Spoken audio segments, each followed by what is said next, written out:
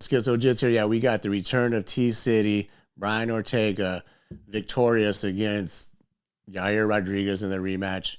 Third round arm triangle submission after suffering first round, almost losing in the first round. Probably got 10-8'd. He got dropped like once or twice, got the clinch, and then it was a wrap from there. But this is the rebirth, so to speak, of this Eagle-style T-City. I don't know what kind of stuff he's talking, but he's all into religion now. He went through his little trials and tribulations of injuries. He got injured in his last fight, the first fight against Yair Rodriguez. So this was the rematch. And even before that, he's kind of been plagued with injuries off and on, where he's only fought 4 times in 6 years. And his bad luck, his string of bad luck almost continued in the first round while Bruce Buffer was announcing his name. He's doing the jump squat thing that a lot of fighters do. And he rolled his ankle before the fight even starts. Imagine you're about to go to war with someone as dangerous as Yair Rodriguez, and you roll your ankle. That's like, oh my! That's like you got to guard Kobe or Jordan right now with a rolled ankle, but you roll your ankle first on the way to the court. And he was able to do his thing. He like I said, he got cracked a couple times, got dropped first round, I think twice. Ended up just shooting for a single, I believe, a leg. And then was able to do his thing on the ground. It kind of showed, man, that Yair is pretty trash on the ground. I don't know if he just blew his wad in that first round when he thought he had T-City finished. He had him on the cage. He was throwing bombs, throwing kicks, just throwing his whole arsenal at him. Maybe he thought he was done. He blew his wad there. It just seems like anytime there's a clinch situation, he kind of buckles, he folds a little. And maybe that's just a strength thing, maybe strength and conditioning. He's got to get that game going. I don't know. But you could tell there was levels to it, because in the first fight, that's how T-City popped his shoulder. Well, Rodriguez popped T-City's shoulder. He had him in it was like an arm bar, but the angle of it was weird. He had his legs wrapped around his shoulder, kind of almost like a omoplata, so high up. But he had it into. It was a submission. He caused the injury, so I thought it was a fair victory for Yair. But damn, where does Yair go from here? He's got to up his freaking wrestling game. He's got to do something with his jits, at least where it's not so one-dimensional, or either that or just be able to keep it on the feet, like takedown defense and all that. And props to Brian Ortega. I've been saying this for years with him and like Mackenzie Dern, like these ultra freaking beast level jiu-jitsu practitioners who can't really get to fight and don't have as much success with their jiu-jitsu once they get to the higher levels of the standings, is because they just can't get the fight to where it needs to be. So props to Brian Ortega for getting his wrestling game up to par. He was able to take, not that Yair has the greatest takedown defense, but he was able to push through, get the takedowns, get on top, where that is his world. That is where he's the best at. And it was only a matter of time before he was able to lock up that arm triangle in the third round. And footage has come out that he was actually practicing that same sequence backstage before the fight, the arm triangle thing. So that was probably a tendency that they had seen Yair off his back, what he would like to do. To me, Yair was too accept just being flat on his back. Like, you have to give an angle when we're doing jiu-jitsu. Like, you can't just lay flat on your back. If you're trying to do that game, you're going to just get someone like T-City with the pressure, the heavy pressure that he could put down once he passes guard and stuff like that. You're just not going to be able to move or do anything. So, like, to me, as soon as you hit the back, you hit your floor, your back hits the mat, you got to start hipping out. You got to give them angles, try to get up, maybe back and scoot your butt to the cage to get up, especially someone as dangerous as Yair, who has a crazy kicking game and really pretty good hands too, a lot of power. But that just kind of showed levels to this. And in Mexico, the crowd was against Ortega, even though he's fluent in Spanish. But a great win. Welcome back, Brian Ortega, to the win column. Glad to see it. He had a 2-fight losing streak, I believe. But now he's back, and he's calling out Ilya. There's people calling him out. And I think the fight kind of makes sense. A lot of people, because watching the fight, I'm not going to lie, I was saying, man, Ilya trashes both these guys. He's going to smoke. He's going to run through both these guys. But when you think about the chin of Brian Ortega, his toughness, and he had a rolled ankle. The whole world seen it. Everyone knew it, right? The announcers announced it before the fight even started. He got cracked. Could have just quit right there. Like, oh, I've been off this long anyway. I got beat down. Girlfriend left me for Paulo Costa. Just kidding. But But whatever happened with that Tracy Cortez situation, whatever, is a public relationship, two employees, fellow fighters messing around, but that ended, and now it's like the rebirth. So now he put all that behind him, all that negative energy, and now he's just kind of he's back. And I always had high hopes for him. And the thing against Volk, a lot of people, and even against Holloway, everyone always criticizes, Ortega, fire your boxing coach or fire this. No, you need to up your wrestling game, because most of these guys can't hang with you on the ground as far as jiu-jitsu wise. You get him in there, you're levels above it. He's basically Henry Gracie's protege. I'm saying he's been training under Henry Gracie since he was like 14, 15, whatever, but basically took him under his wing, and that's like his guy. That's Henry's. He's one of the famous guys in jiu-jitsu right now, Gracie Jiu-Jitsu repping that. So he was able to basically bring him up and raise him in that game. T-City for a reason, Triangle City. So he has that, and a lot of people are aware of that, so they keep the fight standing. But I think a lot of it was also on Ortega for just like being okay with just staying on the feet. And he had a couple of knockouts, some devastating knockouts actually on the feet. So of course, once you get that success on the feet, that's what you want to do. Nothing feels better than punching someone in the jaw. Same punch someone in the face. And especially if you get those type of results where you're flatlining people, of course you want to keep doing that. Look at Dan Henderson. Look at a lot of wrestlers do that. Like, they could wrestle all day, but as soon as they get that knockout, that's what they want from now on. So I think that's kind of, he fell into that a little bit. But at the same time, it's like you got to be able, and I've been saying this for years, you got to be able to take the fight to where you are the best. And I believe that he upped his wrestling game for this fight, and maybe just he's been off all these years. That was, I want to say it was kind of a hole in his game somewhat, but because jiu-jitsu takedowns and wrestling takedowns are totally different. Wrestling's more, jiu-jitsu's more judo-based because it derives from judo.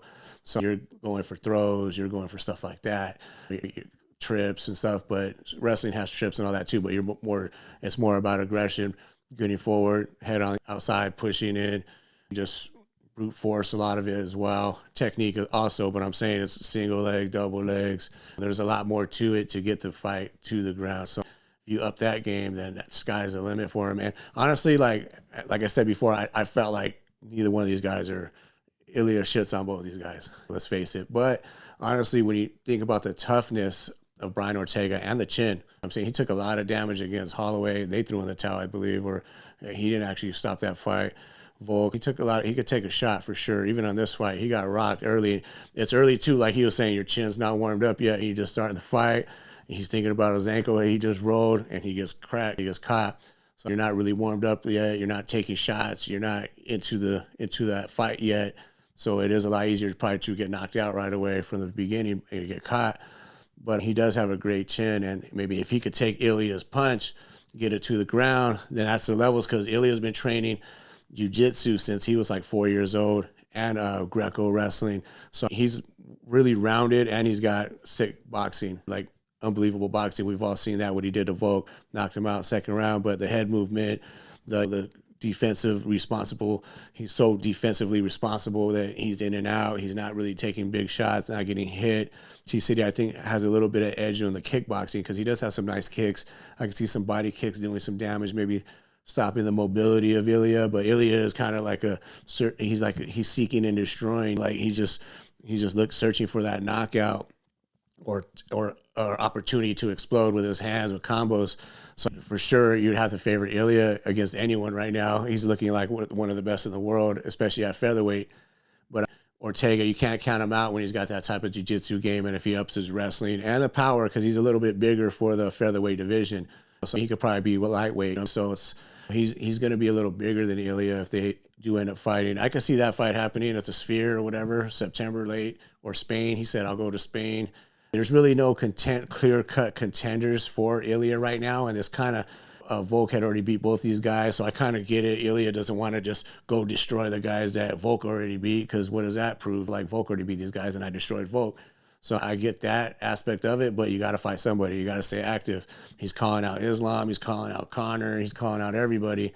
But I think he still does need to focus on his division, because you got a hungry T-City out there, the rebirth of an eagle rebirth.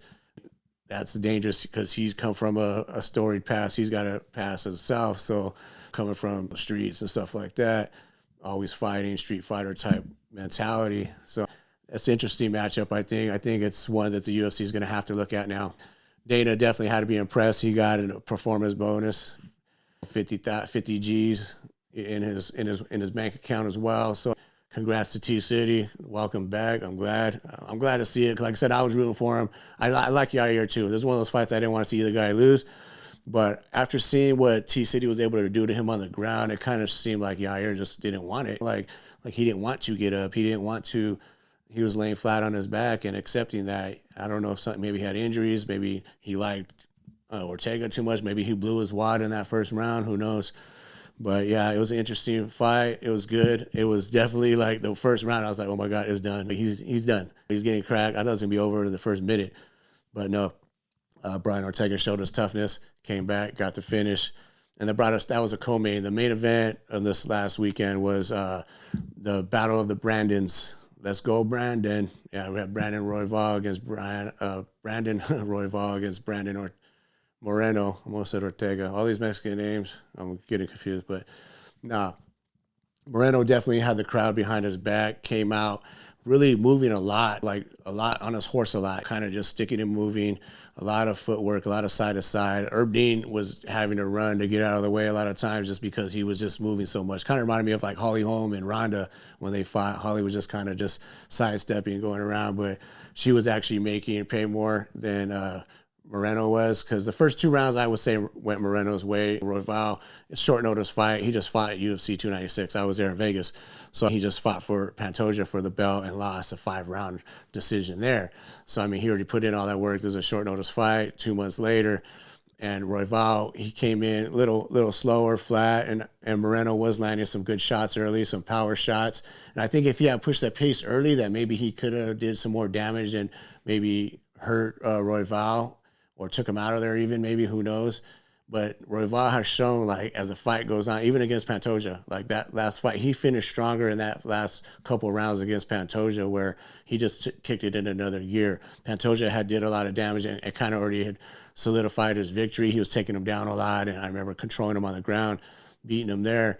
And then he kind of just fell off a little, maybe because the wrestling game is tiring, jiu-jitsu stuff. So Royval was able to kind of really just show his insane cardio, still throwing kicks, still being active. He threw like over 200 more strikes than Moreno. A lot of them were pity pat, and a lot of people were thinking like, oh, you can't win the fight with this pity pat stuff, because Moreno was throwing the more damaging blows. Royval definitely had more damage on his face. He was welted up. He was lumped up a bit. So I could see, like, a lot of people thought Moreno won, but it was a close fight. I honestly thought Moreno won the first 2 and Royval the last 3 rounds. I thought he took 3, 4, and 5 with just the pace and just be more active. Moreno wasn't as active as much. And I think the body kicks and body strikes kind of slowed down Moreno a little bit in that fight, because he started to not move around as much in the last couple of rounds, and he wasn't exchanging as much. And like I said, my bad, Royval was pity-patting. He was throwing those pit-pat punches, but they were points. They were landing, a lot of them on the gloves, but still he's constantly moving and keeping Moreno on the defensive or on that counterattack. And for judges, you're going to just outwork somebody, you're going to get that nod. If you're only throwing 1 or 2 shots here and there. And that's why I thought Moreno, he did have a nice little combo after they got on him, where he was throwing a couple punches up top and then ending with that low kick. And he was landing it almost every time on Royval and kicking him in the back of the ass sometimes, just kicking him. That was nice. That was kind of landing consistently. But I think he just needed a little bit more, like maybe take it to the ground, try to take him down more. Really, once he was in the pocket and throwing bombs, he was landing bigger, heavier shots. And he's not really known for his power shot or his chin. So maybe that was what it was. Maybe Royval was hitting him a little harder than we thought, but we're not sure, because they didn't have a lot of there wasn't a lot of facial damage or anything like that, visible damage for Moreno. Royval definitely had more. So I could see the argument, well, damage trumps all. But when you outwork somebody like that, over 200 strikes, and usually Moreno's a workhorse himself, that's how he was able to kind of negate and stifle Davison Figueiredo's game plan when they fought, because he was a little bit busier. When they were in the pocket, he had more success. He was throwing combos. He wasn't looking for 1-2 shots. He wasn't moving around as much. So I don't know, maybe he had an injury. Also, it could be just the home crowd. Everybody's there, his home country representing. That puts a lot of pressure on fighters when they got everyone hitting them up for tickets. They got this and they got everyone in the crowd, their whole family. Everyone's rooting for them. You're in your backyard. You don't want to lose a fight. Someone comes to your house to fight. You don't want to get your ass beat in your backyard. So it's a little added pressure. Kind of reminds me of when Verdun fought Stipe in Brazil. The announcers, everyone was basically saying this is the first time Fabricio Verdum's mom had seen him fight, and she was in the crowd right there. And Verdum did kind of fight out of character there. He had the whole Brazilian crowd. Stipe, he can't even understand what they're saying anyway. He don't care. He's a stone cold killer. And he was just kind of going backwards. And Fabricio chasing around the ring, chin up, throwing punches. And that's how Stipe kind of just caught back. Stipe has the power like that where he was going backwards and slept Fabricio Verdum in front of his mama, in front of his home country, in front of his home crowd. So there's definitely a lot of pressure when you're in your own element in your house. So I think that could have something to do with it as well. Brandon has not had any success in Mexico yet. I think he's lost all his fights in Mexico. So maybe it could just be added pressure. It could be in his head, maybe something in training, injuries, who knows what it was. Obviously, he felt like he won the fight. There was worse decisions. I think even on the night of the fights, there was definitely a worse decision where people were like, what the hell? But so we could have seen it could have went to Moreno. Yeah, a lot of people would have said, oh, bad decision. But same time, the crowd would have went nuts. But I think at the end of the day, like we kind of knew Moreno didn't have it as much. But he did throw a lot more, like I said, heavier shots.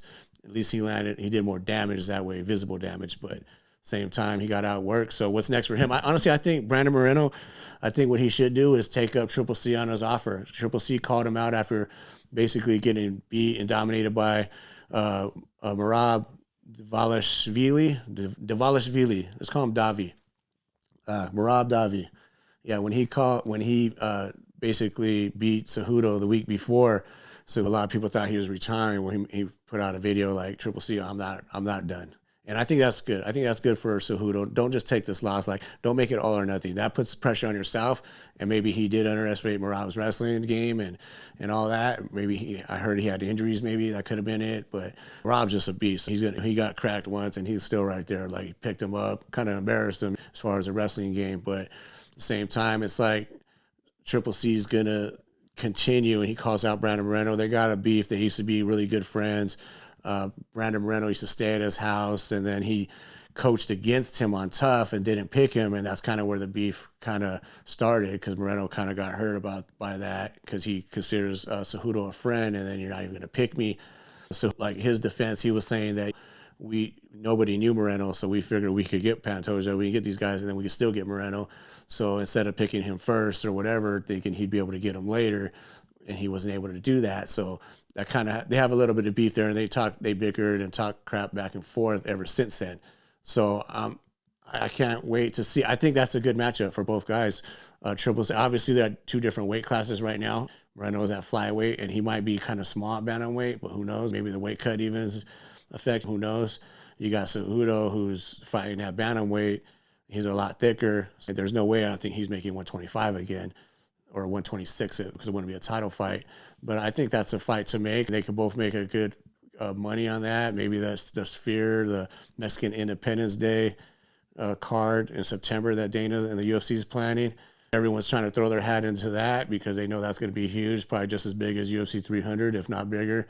So because last year, I guess it did a really well, Mexican Independence Day, because obviously before it was boxing, Canelo, all these guys, De La Hoya, and obviously Mayweather. He's not Mexican, but same time, he would always make sure to fight on Mexican holidays, either Cinco de Mayo, a.k.a. Cinco de Drinko, or September, the real Mexican independence. So it'd also they always would fight on those days because they knew that's when everyone's drinking, that's when everyone's getting together, that's when everyone wants to watch fights. So UFC kind of capitalizing on this now, and they've seen the power of the Mexican market. They just built a PI. Dana and the UFC just built a PI in Mexico, so they're all in on Mexico. So they know there's a lot of fighters there. Great fighting spirit. We've always been known for that. Work hard, fight hard, never give up type mentality, mindset. So yeah, I'm anxious to see what's going to happen with Moreno and also Royval, the winner. Like, what's going to happen with Royval? Is he going to just go right back to Pantoja? He's already lost to him twice. it's kind of like, what are you going to do now? Like, you already lost twice. The division is getting thinner and thinner at the top. That's why there's so many never-ending rematches. But that's going to be interesting, too. Who's really next for Pantoja? Like, who's going to fight him? Like, is Royval just, like I said, he just lost to Pantoja. He's going to go right back into another fight? I don't think so. It was impressive that he was able to come on strong later in the rounds and get the victory, but it was still like a split decision. I don't think it's warranted like right away to go back to Figueiredo. I think he needs one more fight. But that being said, I don't even know who's next. Who's next for Pantoja? He's beat both those guys. He was saying in the crowd 5-0 because he's beat Moreno 3 times and Royval twice. So he's a little beast himself, Pantoja, a little freaking killer, little Jeffrey Dahmer looking dude in there. Like he's about it. Definitely has heavier hands than both those guys. Good champion. But yeah, so who knows what's going to happen? I would say Moreno, so that makes sense. Who else Cejudo going to fight at this point? He can't call out other people. He called out Volk now, maybe. I don't know, but Volk wants that immediate rematch against Topuria, so who knows with that. But yeah, let me know what you guys think. Who's next? Do you think Ilya against Ortega makes sense? Or obviously, Ilya would be a huge favorite after what he did to Volk. But who else is he going to fight at this time? There's nobody else out there. All the contenders. Volk took all the contenders out, and then Holloway took those contenders out. It could be Max Holloway. Max Holloway, like I said before, he's probably kicking himself in the foot for not waiting a little, being a little patient, and maybe they could even did a quick turnaround at UFC 300, but now he's locked in. He's fighting Justin Gaethje, the BMF bout, which is going to be an insane fight. Everyone counting out Max, but I'm not. I think he definitely has a good chance, especially if it goes later in the fight, later in the rounds. Like, cardio has not always been Justin Gaethje's friend, especially if you can get him out of his game plan and land something big on him where he just does throw caution in the wind and abandons the game plan. But a composed Justin Gaethje, like we've seen of late, like against Poirier, against a lot of these guys that he's been knocking out, knocking dead, head kick. Now he's throwing head kicks. So Gaethje is definitely the most dangerous guy out there. So he could end the fight at any time. But Holloway's got an iron chin, so something's got to give. But so regardless of what happens with that, that's not in a featherweight fight. But if Max takes some serious damage or does end up getting like knocked out or KO'd, it's going to be hard to sell a fight with him and Ilya. So it would have been nice if Max could have waited and got this fight, but at the same time, Max not a waiter. He's not a server. He's not waiting. I mean, that's not his job. He goes out there and he fights and he puts it on the line. That's why everyone loves him. So we'll see what happens with that. Like I said, Ortega, Ilya, they could do that International Fight Week. If they want to hold all the way to the end of the year in September, we'll see. Ilya's making waves. He's at soccer games. He just got, like, in Spain, he just got his citizenship in Spain. He's doing the first kick, and I think it was at Real Madrid. So, yeah, he's turning into a superstar right before our eyes, wearing suits like Conor. They don't say a little fuck you, little tag pinstripes on him, but yeah, he's almost right there. Like he's doing his thing. So we'll see what happens with that. Anxious to see. And we got UFC 299 coming up. It's going to be a crazy card, pretty much almost as stacked as UFC 300 with Poirier and BDS, Benoit, Deusani, at the co-main, right? Yeah, and then we got Sean O'Malley, Sugar Sean, with his rematch against Chito. So Chito Vera, and that's gonna be a barn burner right there. Hopefully, his first fight went Chito's way. He did a low calf kick, hit that perennial nerve. Sean O'Malley went down quick with the quickness in the first round. So we'll see with that rematch. But and then that's another guy who wants to fight Topuria. Like, everyone wants to fight Topuria right now. No one who's not Conor. Conor said Topuria called him out right after his victory and said, if you got some balls left or you got any more balls, I'll meet you in Spain or wherever you want to fight. And then Conor said, yeah, I got plenty of balls. I got 4 kids, which, I don't know. To me, I thought it was a lame comeback and shit. That was, you got balls. That's me. You bust nuts. But, yeah, but I don't know. Let me know what you guys think about these future matchups. 299, who takes it? Who's next for Ortega? Who's next for Moreno? You guys like the Triple C fight? Do you think there should be another contender fight with Ortega against the undefeated Russian fighter? Can't think of his name right now. I can't even say his name, but yeah, we'll see what happens with that. That's all I got. Like, subscribe, and that's all I got.